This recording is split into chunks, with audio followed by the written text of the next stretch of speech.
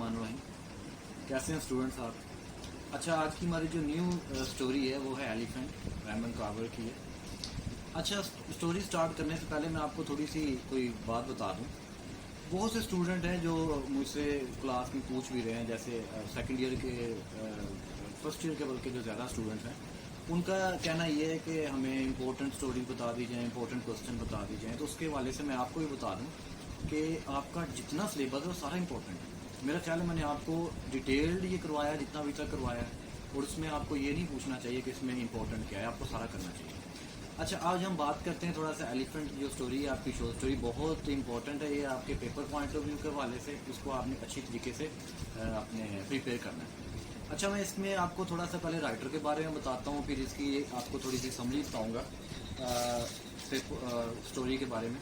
उसके बाद हम डिस्कशन करेंगे इसके थीम्स के बारे में, इसके इम्पोर्टेंट पॉइंट्स के बारे में, और लास्ट में हम थोड़े क्वेश्चन की भी डिस्कशन करेंगे, और आपने उसको उसी हिसाब से प्रिपेयर करना है। अच्छा, थोड़ा सा अगर हम राइटर के बारे में बात करें तो रेमन कार्वर जो है वो बोर्न हुए थे यूएसए में, और यूएसए में बोर्न होने के साथ उन्होंने अपनी ज़िंदगी में देखा कि उनके जो फादर हैं वो उन्होंने ज़िंदगी में बहुत स्ट्रगल की है उनकी पूरी फैमिली को परवरिश करने में, उनकी फैमिली, बहन भाइयों को, उनके चचा को, सारे उसने अपनी ज़िंदगी में बहुत ज़्यादा देखा। और उन्होंने ये देखा कि उनके जो फादर थे वो एक मिल के अंदर, एक चक्की जिसे हम कहते हैं उसके अंदर काम करते थे, और उनकी जो मदर थी वो एक सिंपल वेट्रेस थी एक रेस्टोरेंट के अंदर, जिससे उन्होंने देखा कि उनकी जो फैमिली है, एक मदर और फादर दोनों बहुत ज़्यादा स्ट्रगल करते थे। उन्होंने अपनी फैमिली को जो परवरिश की वो बहुत ज़्यादा स्ट्रगल के बाद उन्होंने सारा कुछ किया। अच्छा, अब अगर हम उसके बाद इनकी थोड़ी सी बात करें लाइफ के बारे में, तो इन्होंने जब इनकी एज थी 18 ईयर, तो इन्होंने शादी की, और शादी उन्होंने अपनी एक हाई स्कूल के अंदर जो उनकी गर्लफ्रेंड थी क्लास के अंदर ही, उसी के साथ उन्होंने शादी की। शादी के बाद तकरीबन 2 साल बाद उनके घर एक बेबी पैदा हुआ। ये अब स्टोरी है, इसका आपको राइटर को बताना पड़ेगा, राइटर के बारे में बताना पड़ेगा। अच्छा, इन्होंने जो अपना काम स्टार्ट किया, सबसे पहले इन्होंने पोइट्री के पॉइंट लिखना स्टार्ट की। पोइट्री और इनकी जो शॉर्ट स्टोरीज हैं वो बहुत ज़्यादा इंपॉर्टेंट है, इस वक्त फेमस भी बहुत ज़्यादा है। उसके बाद अगर हम इनके बारे में थोड़ा सा बात करें तो ये बहुत ज़्यादा ड्रिंकर थे, ड्रिंक बहुत ज़्यादा करते थे, और ड्रिंक करने की वजह से अक्सर ऐसा होता था कि ये हॉस्पिटलाइज भी रहे, लेकिन उसके बावजूद ये उसको छोड़ते नहीं थे, जिसकी वजह से इनका जो काम था वो बहुत ज़्यादा सफ़र होता था। खैर, ये अब आपसे साथ मैंने शायद पहले भी डिस्कशन की है कि शॉर्ट स्टोरीज जो होती हैं वो अक्सर ओपन एंडेड होती हैं। ओपन एंडेड का मतलब कि जीरो एंडेड, उनका कोई एंड नहीं होता। अक्सर स्टोरी चलते चलते आपको पता चलता है अच्छा स्टोरी ख़त्म हो गई, मतलब स्टोरी अभी चल रही होती है, उसका एंड हो जाता है। उसे हम आपको बताया था कि उसको ओपन एंडेड कहते हैं। ओपन एंड है उसका, कोई उसका खात्मा कोई नहीं, उसको अब्रप्ट एंडिंग भी कहते हैं। अचानक, अब्रप्ट का मतलब अचानक वो ख़त्म हो जाती है। अच्छा, अभी इनकी वाइफ के बारे में बात करें तो इन्होंने अपनी पहली वाइफ को 1982 में डिवोर्स दे दी, और उन्होंने फिर शादी की अपनी उनकी एक लाइफ टाइम उनकी एक गर्लफ्रेंड थी, उसके साथ उन्होंने शादी की, और उस गर्लफ्रेंड के साथ शादी करने के चंद माह बाद ही उनकी डेथ हो गई।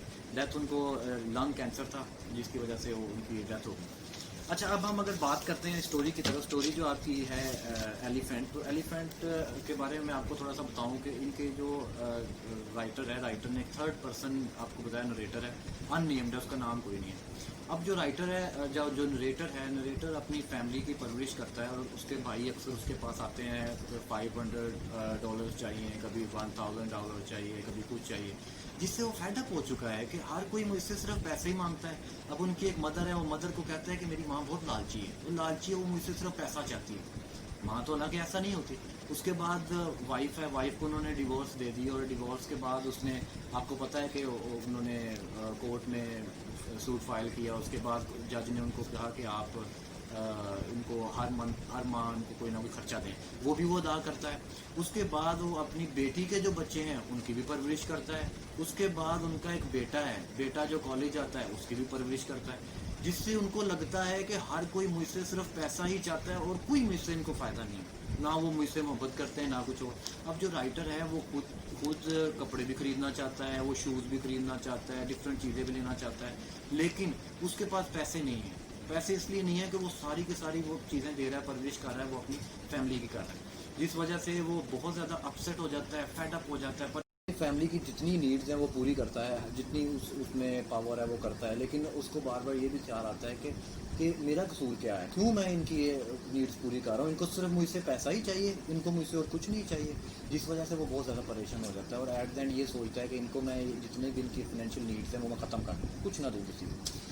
एक रात वो सोता है तो उसको ख्वाब के अंदर उसके फादर नज़र आते हैं और वो नज़र ऐसे आते हैं कि जैसे उनके फादर एक एलिफेंट है, एक हाथी हैं और वो उनके ऊपर बैठा हुआ है। अब यहाँ पर अगर हम देखें कि उन्होंने इस टाइटल को एलिफेंट क्यों दिया, कि ये सिग्निफिकेंस की क्या है, तो वजह ये है कि एलिफेंट एक बहुत बड़ा जानवर होता है और दिखाया गया कि उनके जो फादर थे उनके ऊपर बहुत बड़ी जिम्मेदारियाँ थी और वो जिम्मेदारियाँ जो थी वो अपनी पूरी कर रहे थे। जब तक वो ज़िंदा रहे उन्होंने एक अच्छी फैमिली को सारी परवरिश की, उनकी फाइनेंशियली नीड्स भी पूरी की, उनकी दूसरी नीड्स भी पूरी की, जो भी दुनिया की नीड्स थी वो सारी उन्होंने पूरी की, जिससे उनको एक हाथी के तौर पर दिखाया गया है कि वो बड़े पावरफुल थे, बड़े अच्छे थे और बड़े बड़े थे। और उन्होंने, उसके फादर ने उनको ये कहा कि डोंट वरी, परेशान नहीं होना किसी भी चीज़ से, आप जो कर रहे हो वो बहुत अच्छा कर रहे हो, ये आपकी ज़िम्मेदारी है और आप ये करोगे। जब वो अगले दिन सुबह उठता है तो वो जो उसने पहले प्लान बनाया होता है कि मैं इनकी फाइनेंशियल नीड्स सारी ख़त्म कर देता हूँ, बाकी भी मामला ख़त्म कर देता हूँ, तो वो उससे पीछे हट जाता है, पीछे हटता है और वो अब ये सोचता है कि मैं भी अब इनके फादर की जगह हूँ, अपने फादर की नक्शे कदम पर चलता है और कहता है मैं भी इनके फादर की जगह ही हूँ, अब मैं बड़ा हूँ, मैं कमा रहा हूँ, तो मेरी जिम्मेदारी है कि मैं इनकी फाइनेंशियली नीड्स पूरी करूँ।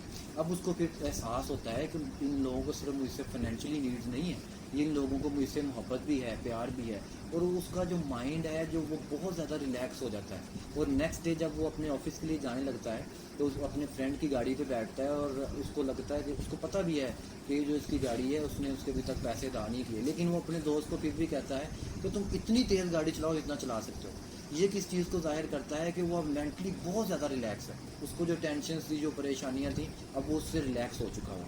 तो ये स्टोरी हमारी कंप्लीट है। यहाँ पे मैं आपको स्टोरी के अंदर एक अगर आपको बताऊँ तो लिखा है, उसके फादर ने उसको कहा you can let go, he said I have got you, you want fall, तो तुम नहीं गिरोगे, मैं हूँ ना। उन्होंने जो उसको समझाया वो समझ गया और उसने उसको अपनी ज़िंदगी में नेक्स्ट इम्प्लीमेंट किया। इम्प्लीमेंट कैसे किया, वो जैसे वो उनकी फाइनेंशियली नीड्स पूरी कर रहा था वैसे ही वो करता रहा। अच्छा, अब इसमें मैं कुछ आपके साथ थीम्स डिस्कस करूँ। थीम बहुत इंपॉर्टेंट होते हैं पेपर पॉइंट ऑफ व्यू से। अब बच्चों मैं आपको ये चीज़ बता दूँ, ये स्टोरी मैंने आपको बताई, इसमें मैंने आपको कैरेक्टर्स के बारे में बता दिया, पॉइंट सारे डिस्कस कर लिए। अगर आप अब अपने क्वेश्चन पढ़ेंगे तो मैं आपको कह सकता हूँ कि आप बिल्कुल ईजीली इनको पढ़ेंगे, आपको 100% समझ आएगी। फिर भी अगर आपको कोई प्रॉब्लम आती है आपने मुझसे ज़रूर पूछना है, ठीक हो गया। दूसरा, बच्चों को ये गिला था कि हम 12th क्लास तक हमें टेक्स्ट पढ़ाया गया है, उसके बाद क्वेश्चन भी पढ़ाएगा, उसके बाद हमें इंपॉर्टेंट क्वेश्चन पॉइंट आउट कर दिए गए। ऐसा कोई यहाँ पे चक्कर नहीं है। एक चीज़ बताऊँ, यहाँ आपके अगर 10 शॉर्ट स्टोरीज हैं तो एक short stories comprise of whole book, एक पूरी बुक की शॉर्ट स्टोरी है।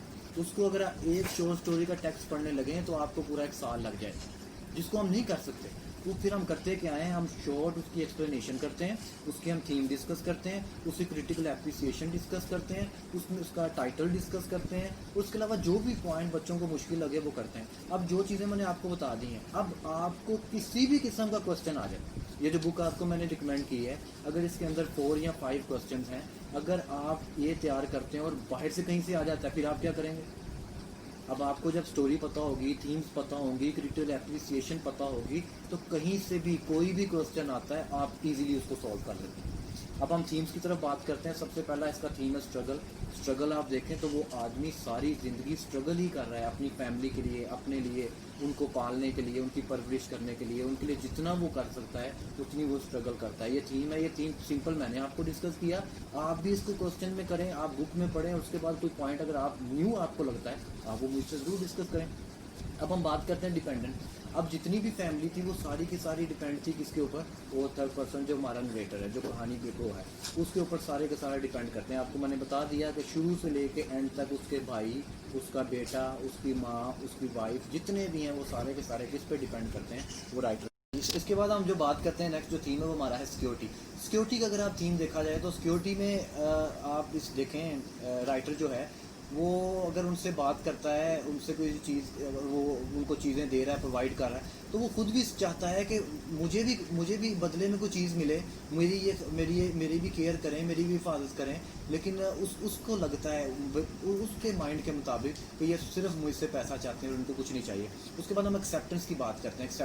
एक्सेप्टेंस जो है वो बहुत अहम थीम है। एक्सेप्टेंस का मतलब होता है मान जाना। अब आप देखें, मैंने आपको बताया कि जब उसने ड्रीम देखा, अपने फादर को देखा, ड्रीम के बाद हुआ ये कि उसने अपने फादर के बाद सारी होने के बाद उसने उस चीज़ को एक्सेप्ट कर लिया कि उनकी जो फैमिली है वो मेरी जो फैमिली है वो मुझसे मोहब्बत करती है, वो सिर्फ मेरे पैसे के पीछे नहीं है, वो मुझसे लव करती है, मेरी केयर भी करती है, वो उनके साथ अच्छी है, वो उसने एक्सेप्ट कर लिया। अब उसके बाद एक और थीम आता है लास्ट जो है लेटिंग गो का मतलब उसने छोड़ क्या दिया, जो उसका माइंड था, जो उसका नेगेटिव माइंड था, जो वो सोचता था कि ये तो सिर्फ मेरे साथ पैसे के मामले में, ये तो मेरे साथ मोहब्बत नहीं करते, तो उसने वो जो थीम था उसने छोड़ दिया।